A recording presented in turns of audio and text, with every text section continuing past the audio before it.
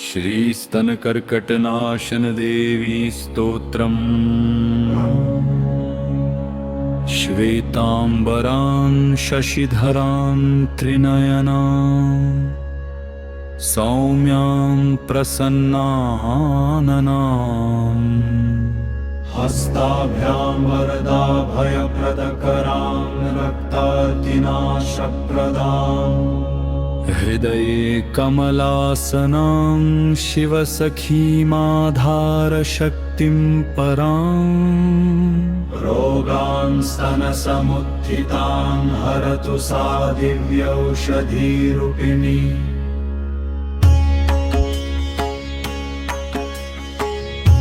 अस्य श्रीस्तनकर्कटनाशनदेवी स्तोत्रस्य ब्रह्मा ऋषिः अनुष्टुप् छन्दः श्रीअम्बिका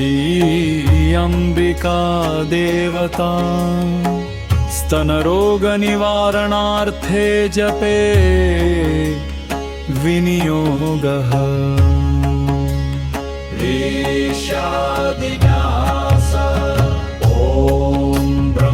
ऋषये नमः शिरसि अनुष्टुप् छन्दसे नमः मुखे अम्बिका देवताय नमः हृदि बीजाय नमः नभो शक्तये नमः पादयोः कीलकाय नमः सर्वाङ्गे।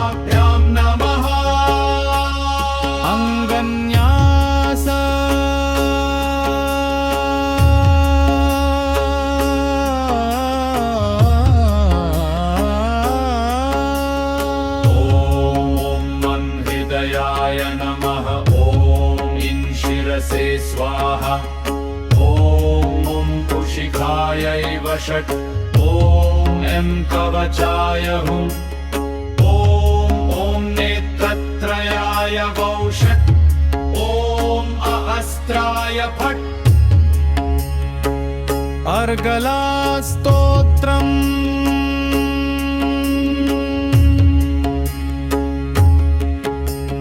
जय अम्बिके जगदम्बे रोगनाशिनी मातरे देहि मे बलमायुश्च स्तनरोगविनाशिनी। जय त्रिपुरसुन्दरी त्वं करुणामृतवर्षिणी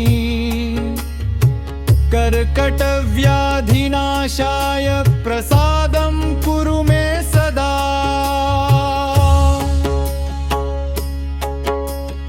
रक्ष रक्ष जगन्मातस्तनपीडा विनाशिनी आयुर्देहि यशो देहि आरोग्यं परमं शुभम्। यदं स्तोत्रमिदं पुण्यं भक्तानामभयप्रदं न प्रकाश्यं न दातव्यं अभक्ताय कदाचनं। श्रद्धा भक्तियुतो नित्यं यः पठेत् सुसमाहितः तस्य रोगाः प्रणश्यन्ति स्तनकर्कटसम्भवा।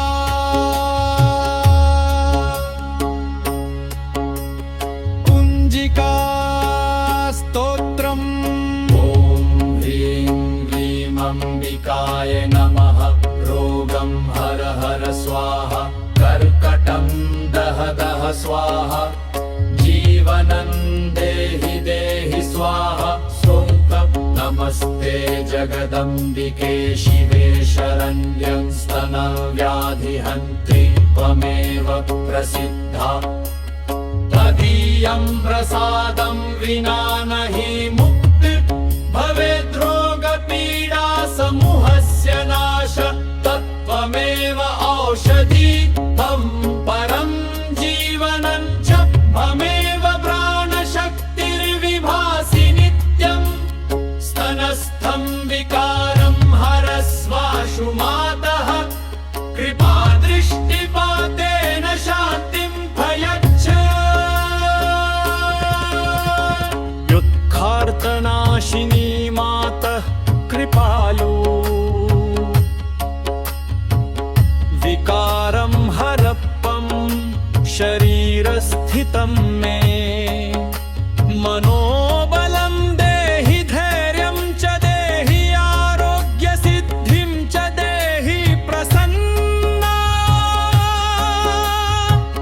यत्र तं पूज्यसे भक्तिभावेन नित्यं तत्र रोगा न तिष्ठन्ति कदाचनापि तवन्नामस्मरणादेव नश्यन्ति व्याधयः स्तनकर्कटदोषापि क्षणेन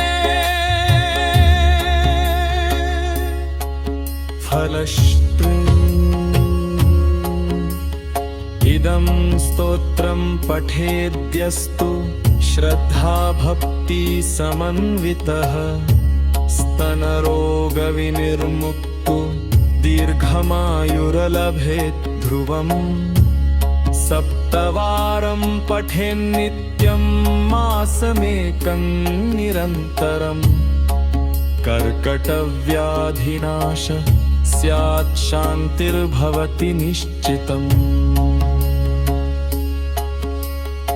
आरोग्यं बलसम्पत्तं धैर्यं च मनसः सुखम् लभते नात्र सन्देह देवी प्रसादत ध्रुवम्